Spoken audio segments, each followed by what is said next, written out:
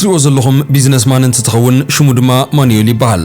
ሎሚ ናብ ማድሪድ ኣብ ዝገብሮ ዝነበረ ፍላይቱ ድማ ኣብ ታፕሊን እንዳሃለወ ነዛ ኣዝያ ጽብቕቲ ዝኾነት ፍላይት ኣቴንዳንት እዚኣ ምስ ረኣየ ኣብ ውሽጡ ገለ ዓይነት ስምዒት ክስምዖ ጀመረ። ወላዳ ኣይረድእ እምበር እዛ ጓል እዚኣ ግን ዝኾነ ዝተፈለየ ስምዒት ምፍጣሩ ግን ምናልባት ዝኾነ ነገር ደይህሉ ክብል ናብቲ ዝነበረቶ ከባቢ ዝተፈላለዩ ምኽንያታት እንዳፈጠረ ብተደጋጋሚ እንዳኣተወ ይዕላ ነበረ። ኣዝዩ ንፉዕ ዝኾነ ተጻዋታይ ስለ ዝነበረ ድማ ልባ ክገዝኣ ስለ ዝኽኣለ ሽዑ ንሽዑ ክሰዓዓሙ ኻኣሉ። እታ ፕሌን ክትወርድ ቀሪባ ስለ ዝነበረት ድማ ኣብ ከምዚ ዝበለ ሆቴል ንዓኻ ክጽበየካ እሞ ንምሸቱ ናቡን ተመጺኻ ክንራኸብ ኢና በለቶ።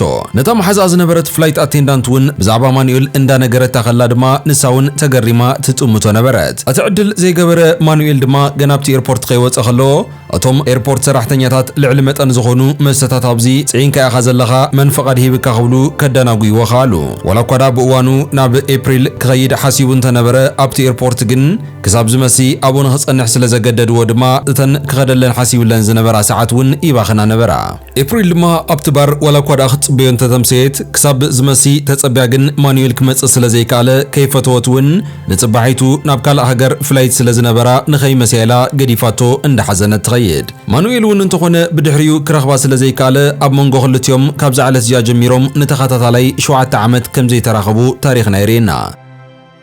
ድሕሪ 7 ዓመት ሓንቲ ላራ ትበሃል ኣዝያ ንፍዕቲ ዝኾነት ፎቶግራፈር ተመሪዑ ቆልዓውን ብሓንሳብ ወሊዶም ይነብሩ ከም ዘለው ንርዳእ። እታ ፍላይት ኣቴንዳንት ዝነበረት ኤፕሪል እውን ብተመሳሳላይ ሓደ ብሩኖ ዝተባሃል ወዲ ከም ዝተመርዐወትን ብሓንሳብ እውን ሓደ ቆልዓ ወሊዶም እንዳነበሩ ከለው ብፍላይት ካብ ዓዲ ናብ ዓዲ ትንቀሳቐስ እንተነበረት ብሩኖ ግን ኣብ ጎና ብምዃን እዚ ስራሕ እዚ ንኽትሰርሕ ይድግፋ ከም ዝነበረ ንዕዘብ። ኤፕሪል ድማ እቲ ተዋሂብዋ ዝነበረ ናይ ወሊድ ዕረፍታ ብምጥንቃቓ ኣብ መወዳእታ ስራሕ ንኽትጅምር ኢላ ንሰብኣያ ናቢታቶ ናብ ታፕሊን ትድይብ። ከም ኣጋጣሚ ኮይኑ ማኑኤል እውን እንተኾነ ብስራሕ ምኽንያት ናብ ቦነስ ኣይረስ ተጓዒዙ ስለ ዝነበረ ካብቲ ኤርፖርት ወፂኦም ኣብታ ናይ ሆቴል ሪሰፕሽን ዓራት ንኽሕዙ እንዳሃለው ድማ ፊት ንፊት ተራኸቡ።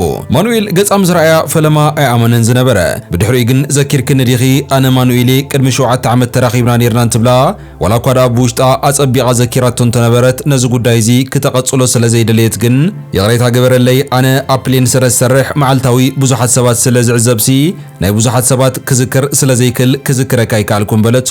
ማኑኤል ግን ብቐሊሉ ሰባት እንተደልይዎም ዝላቐቕ ስለ ዘይነበረ በቲ ኣይዘኮርኩኻን ዝበለቶ ዘረባ ንጎኒ ገዲፉ ኣነኮ ብተደጋጋሚ ንኸባቢ 2 ዓመት ናብቲ ትሰርሕሉ ዝነበርኪ ኤርላይንስ እንዳደወልኩ በጃኹም ቴሌፎና ሃቡኒ ዋላ እኳ እንተበልክዎም ናይ ሰራሕተኛታትና ምሽጥር ኣሕሊፍና ይንህበን ኢሎም ስለ ዝኽእሉኒ እምበር ንተኸታታሊ 2 ዓመት ሲ ናትክዳሃኤ ክደሊ ጸኒሐ ምስ በላ ግን እታ ኣብታ ፕሌን ዝነበረት ዋላ እኳ ሓጻር ትኹን እምበር ምቅርቲ ዝኾነት ብሓንሳብ ዝሕለፉ እዋን ስለ ዝዘከረታ ግን ምሱ ቁሩብተይ ሻሃቡና ክትብል ወሰነት። ኣብ ሓደ ሬስቶራንት ኮይኖም ብሓንሳብ ምግቢ እንዳበልዑ እንተዕልሉ ድማ ብዛዕባ መስሪቶሞ ዘለው ሓዳርን ክልቲኦም ወሊዶሞም ዘለው ቆልዑትን እውን ፎቶ ከይተረፈ እንዳተለዋወጡ ቅድሚ 7 ዓመት ህይወት ከመይ ክትከውን ሓሲቦም ከም ዝነበሩን ድሕሪ 7 ዓመት ግን ከመይ ኮይና ጸኒሓቶም ከም ዘላን እውን እንዳተዘራረቡ እዮም ነይሮም። ብድሕሪ እዚ ድማ ሰዓቶም ይኣክል እሞ ሕጂ ናበይ ክትከዲ ዘለኺ እንትብላ ጥንታውያን ዝኾኑ መጋየፅታት ንኽገዝእ ኢለ ናብዚ ናይ ዝዓዲ ዕዳጋ ክኸይድ ሓሲበ ዘለኹ በለቶ። ማኑኤል ዋላ እኳ ካልኦት ፕሮግራማት እንተነበርዎ ንኹሎም ሰሪዙ ግን ናብቲ ዕዳጋ ምሳኣ ክኸይድ ወሰነ።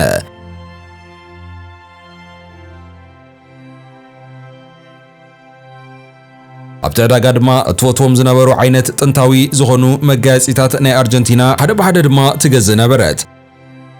አንደበት ግን ናብ ሓንቲ ዕድመ ሽምግል ዝበለት ሰበይቲ ኸይዶም ክገዙ እንትብሉ እታ ሰበይቲ ንወዳ ናብ እንግሊሽ ክትርጉመላ ዝደልየቶ ነገር ሓደ ብሓደ ትነግሮ ጀመረት። ብናይ ኣርጀንቲና ባህሊ መሰረት ሓደ ኣብ ወርሒ ዝነብር ሰብኣይ ነይሩ። እዚ ሰብኣይ እዚ ድማ ብፈጣሪ ዝተዋሃቦ ሓላፍነት ኣብ መሬት ካብ ዝነብሩ ህዝብታት እቶም ክራኸቡ ናይ ግድኒ ተባሂሉ ዝተወሰነሎም ጓልን ወድን ዋላ እኳ ብርሕቀት ኣብ ዝተፈላለየ ሃገራት ከምኡውን ብዝተፈላለየ ስራሕ ይፈላለዩ እምበር ተፈላለዮም ንኸይፈላለዩን ኩሉ ግዜ ንኽራኸቡን ድማ ብሓደ ዓይኒ ዘይረአ መንፈሳዊ ዝኾነ ገመድ ገይሩ እዩ ዝኣስሮም። በዚ እውን ኩሉ ግዜ እዮም ዝራኸቡ። እዛ መግመእሰሪት ገመድ እዚኣ ድማ ኣባኹምን ትርአየኒ እያ ዘላ። ስለዚ ንስኹም እውን ዝተፈጠረ እንተዝፍጠርሲ ኣይትፈላለዩን ኢኹም እንትትብሎም ማኑኤል ግን እዚ ከምዚ ዓይነት ዘረባ ዝዛረቡ ነዞም ቱሪስትታት በዚ ተሓጒሶም መታን ብዙሕ ገንዘብ ኣውፂኦም ሸቐጣቶም ንኽገዝኦም ስለ ዝሓስቡ ይኽብል እታ ሰበይቲ ትዛረቦ ዘላ ዘረባ እምነት ከም ዘይብሉ ንኤፕሪል እንዳነገራይ ነይሩ።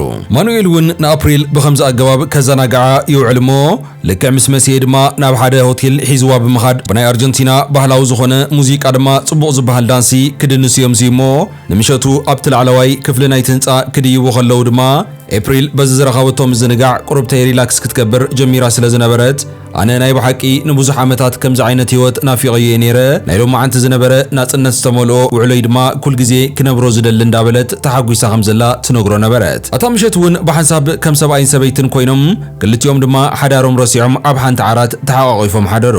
ምስ ወግሐ ግን ሽዑ ንሽዑ ኤፕሪል እቲ ዝገበረቶ ስሕተት ናብ ኣእሙራ ክመጻ ስለ ዝጀመረ በዚ ኣብ ከቢድ ዝኾነ ጭንቀት ኣተወት። ንማኑኤል ድማ እዚ ሎሚ ዝገበርናዮ ትክክል ኣይኮነን እንዳበለት እንትትዛረቦ ኣነ ንዓኺ ኣዝየ ዝፈትወኪ ንስኺ እውን ከምኡ ስለዚ ክልቴና እንተ ተፋቲናሲ ከምዝ እንተገበርና እንታይ ይጾጎም በላ።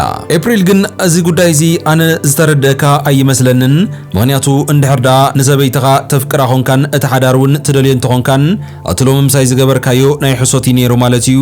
እንድሕርዳ ንዓይ ተፍቅረኒ ንሰበይትኻ ዘይተፍቅራ ኾንካ ድማ እቲ ሓዳረለኒ ትብሎ ህይወት እውን ናይ ሓሶት እዩ ማለት እዩ ዘሎ። ስለዚ ክልቲኦም ብሓንሳብ ክፍጠሩ ስለ ዘይክእሉ ንሓድዮ ክንገድፎ እዩ ዘለና ሓደርና ክንገድፎ ድማ ትክክል ስለ ዘይኮነ እዚ ርክብ ዚና ደው ክነብሎ ዝግበአና ስለዚ ኣነ ንስኻን ካብ ሎሚ ንንየ ከይንራኸብ ክትብል ገዲፋቶ ትኸይድ። ማኑኤል ዋላ እኳ ናብ ሰበይቱ ናብ ላራ ተመሊሱ እንተነበረ መዓልትን ለይትን ዝሓስቦ ዝነበረ ግን ብኸመይ ንኤፕሪል መሊሰ ዝረኽባ እንዳበለ ስለ ዝነበረ ከይተፈልጦ ድማ ካብ ሰበይትን ካብ ጓሉን ክርሕቕ ጀመረ።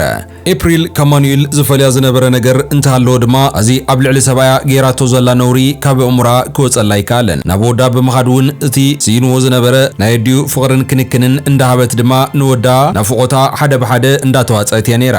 ንወዳ ፍቕርን ክንክንን እንዳሃበት ከላ ድማ እዚ ጉዳይ እዚ ንብሩኖ ክነግሮ ኣለንዶ የብለይን እንዳበለት ምስ በዕላ ክትባስ ጸኒሓ ኣብ መወዳእታ ድማ ክትነግሮ ትውስን። ብሩኖ ድማ ፈለማት ሚሉ ከዳምፀ ጸኒሑ ኣብ መወዳእታ ግን እዚ ከቕበሎ ስለ ዘይካለ ብሕርቃን ከመልኪ ኣነ ኣብ ልዕሊ ዝኹላይ እምነት እንዳሕደርኩ ከምዚ ትገብርኒ እንዳበለ ነዚ ጉዳይ እዚ ፈጺሙ ከቕበሎ ከም ዘይክል ነገራ።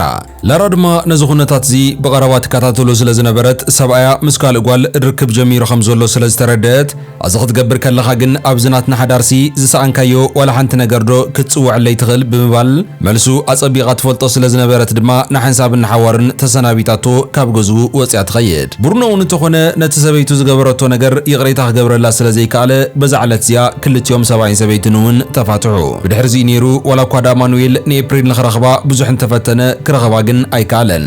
ኤፕሪል ብወገና ኣብ ቦኖስ ኣይረስ ኣርጀንቲና እንዳሃለዉ እታ ሽማግለ ሰበይቲ ኩል ግዜ ንኽራኸቡ ዕጮም ዝኾኑ ክልተ ሰባት ዋላ እኳ ደኣ ይረሓሓቑ እምበር ሓደ እዋንሲ ምረኻቦም ኣይተርፎምን ዝበለቶ ኣባ ሃላ እንዳዘከረት ድማ ምስ ማኑኤል መሊሳ ትራኸብ ዶ ትኸውን ኣይትራኸብን ዝብል ሕንቅል ሕቅሊተይ ኣብ ርእሳ እንዳሓሰበት ከላ ታሪኽና ይብቅዕ። እምበር ክስፍትዋ ተኸታተልተይ እታ ንሎሚ ሒዘልኩም ዝመጻኹ ታሪኽ ነዛ ክሳብ ሕጂ ክትከታተልዋ ጽናሕኩም ትመስል ነይራ።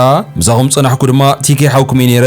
ኣብ ቀጻሊ እውን ብኻልኦት መሰጥቲ ዝኾኑ ታሪኻት ክሳብ ንራኸብ ኩልኹም በብዘለኹሞ ሰሰናይ ኩሉ ይግጠምኩም እንዳበልኩ خفليكم سلام.